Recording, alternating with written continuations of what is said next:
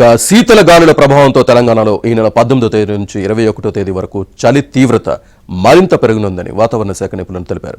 ఇప్పటికే కొన్ని జిల్లాల్లో సింగిల్ డిజిట్ ఉష్ణోగ్రతలు నమోదవుతున్న సంగతి తెలిసిందే. కాగా సంగారెడ్డి జిల్లా కోహిర్ మండలం చలి గుప్పెట్లో చిక్కుకుంది. గతంలో ఎన్నడూ లేని విధంగా పక్షం రోజుల నుంచి కోహిర్లో సింగిల్ డిజిట్ ఉష్ణోగ్రతలే నమోదు కావడంతో ఆ ప్రాంత ప్రజలు రోజు చలితో ఇబ్బందులు పడక తప్పడం లేదు.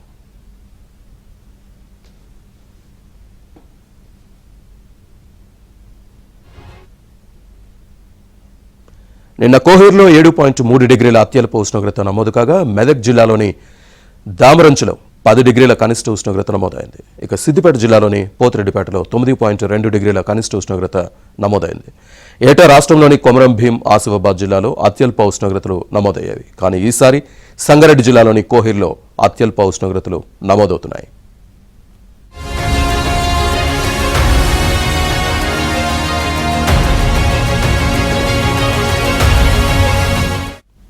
అటు ఏపీలో అనేక ప్రాంతాల్లో చలి ప్రభావం కొనసాగింది. పొగమంచు దట్టంగా కురిసింది.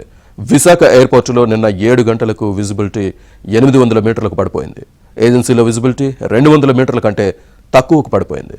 అల్లూరి సీతారామరాజు జిల్లా జీ మాడుగుల్లో 5.4 డిగ్రీల కనిష్ట ఉష్ణోగ్రత నమోదైంది. అలాగే రాబోయే రోజుల్లో మరింత కనిష్టానికి ఉష్ణోగ్రతలు పడిపోతాయని అధికారులు చెబుతున్నారు.